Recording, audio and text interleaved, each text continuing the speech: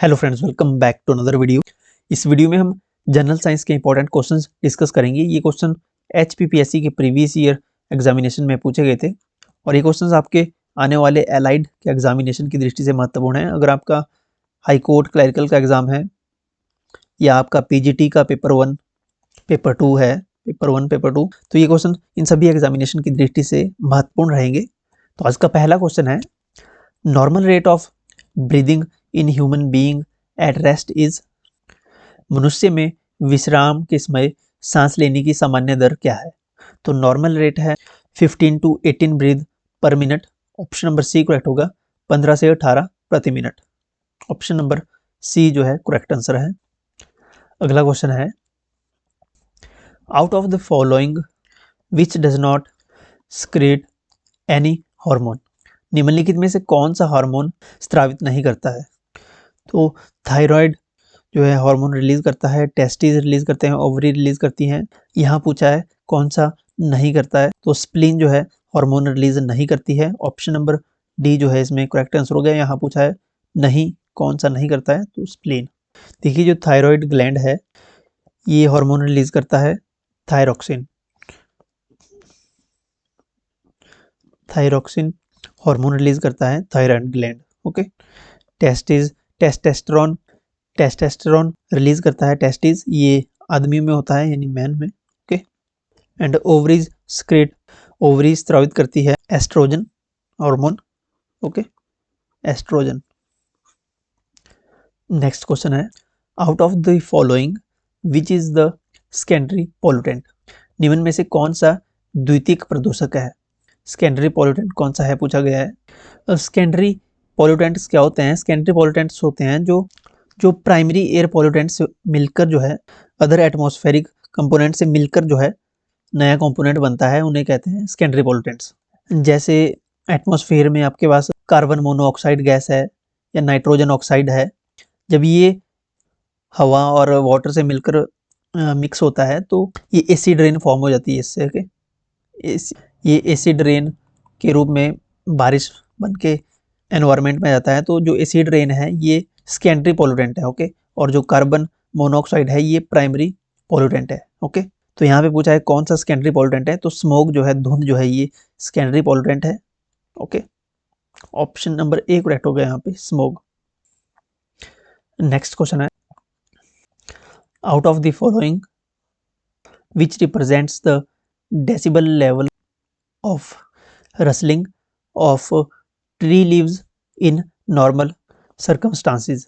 यानी कि सामान्य परिस्थिति में पत्तों के, पेड़ के पत्तों की जो सड़सड़ाहट होती है, पेड़ के पत्तों की जो आवाज़ें होती है नॉर्मल सिचुएशन में, जब हल्की फुल्की हवा रहती है थोड़ी बहुत, तो उसको डेसिमल स्तर को प्रदर्शित करता है। क्या डेसिमल लेवल होता है उस आवाज़ का, ये पूछा है यहाँ पे। यानी कि ये साउंड से क्वेश्चन पूछा है आपसे, डेसिबल से। ओके, तो ये साउंड होती है रसलिंग ऑफ ट्री लीव्स की, ये होती है 20 decibel. Okay, 20 dB, 20 dB।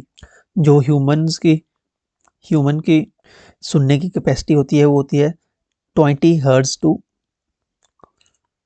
20,000 hertz. Okay, ये होती है ह्यूमन की सुनने की कैपेसिटी। और जो 20,000 हर्ट्ज से ज़्यादा की साउंड वेव्स होती हैं उन्हें कहा जाता है ultrasound. Ultrasound waves. Okay, ultrasound होती है अबव 20,000 हर्ट्ज। और जो साउंड बिलो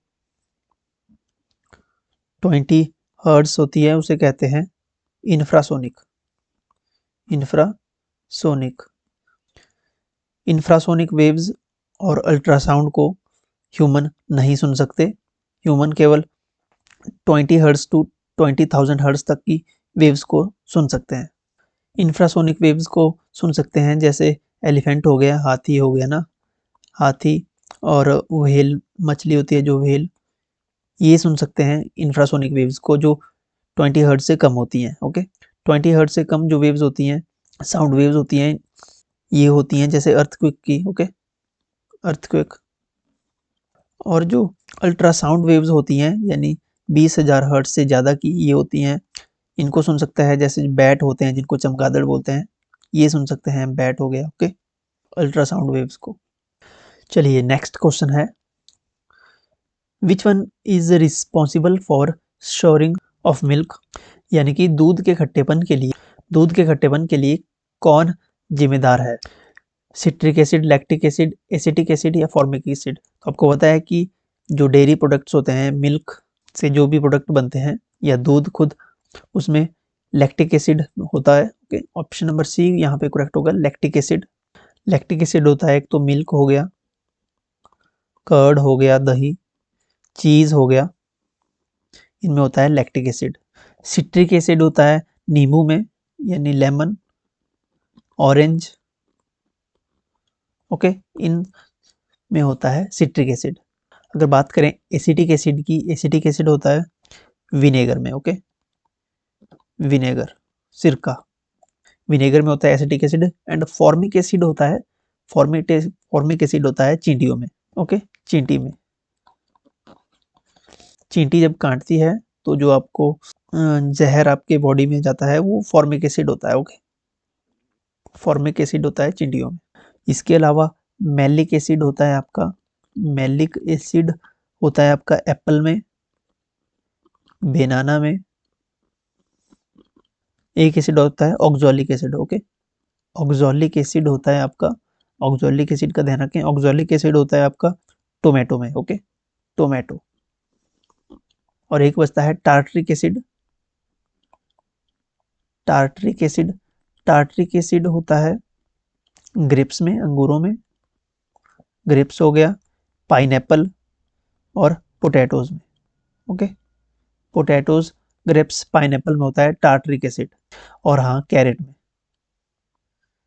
कैरेट्स में भी टार्ट्रिक एसिड होता है, ऑक्सैलिक एसिड होता है टोमेटो में, मैलिक एसिड होता है एप्पल और बनाना में, फॉर्मिक एसिड आंट में यानी चींटी, acidic acid vinegar, lactic acid milk products यानी जो मिल्क, कर्ड, चीज etcetera, citric acid lemon and orange, okay. तो ये जो भी एसिड से रिलेटेड फूड है उनके बारे में हमने जाना। नेक्स्ट क्वेश्चन है, ये क्वेश्चन हमने अभी जो पहले क्वेश्चन किया साउंड वेव्स का, उसमें भी ये क्वेश्चन डिस्कस किया था। Bats search their prey and fly in dark night by emitting and detecting reflections of, बोलते हैं कि चमगादड़ अपने शिकार को खोजने और अंधेरी रात में उड़ने के लिए निम्नलिखित तरंगें जो है उत्सर्जित एवं वापस प्राप्त करते हैं।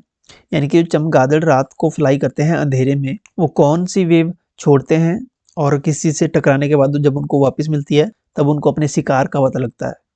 तो चमगादड़ जो है ये पराश्रव्य तरंगे यानी अल्ट्रासोनिक वेव्स छोड़ते हैं, अल्ट्रासोनिक वेव्स छोड़ते हैं। ये अल्ट्रासोनिक वेव्स की फ्रीक्वेंसी 20,000 हर्ट्ज से ज़्यादा होती है, ओके, अल्ट्रासोनिक वेव्स। और लास्ट क्वेश्चन है इसका, who discovered the nucleus in the cell, who discovered the nucleus in the cell, Robert Hooke, Robert Brown? तो Robert Brown is the correct answer, Robert Brown discovered the nucleus in the cell. Robert Brown ने discover किया था, कब किया था? 1831 में।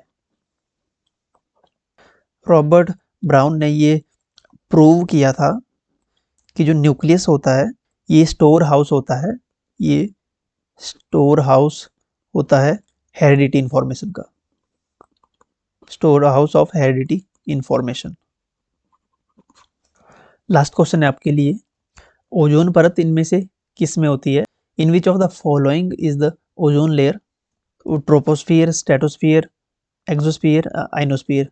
कौन से स्फीयर में होती है ओजोन लेयर? कमेंट सेक्शन में लिखिए अपना आंसर। और इस क्वेश्चन का आंसर मिलेगा आपको टेलीग्राम चैनल पे, टेलीग्राम ज्वाइन कर सकते हैं आप, लिंक आपको डिस्क्रिप्शन में मिल जाएगा। आप व्हाट्सएप चैनल भी हमारा ज्वाइन कर सकते हो, उसका लिंक भी डिस्क्रिप्शन में है। एंड चैनल को सब्सक्राइब करें, अपना फीडबैक जरूर लिखें कमेंट सेक्शन में आपको वीडियो कैसी लगी। And thank you so much, have a nice day, God bless you all.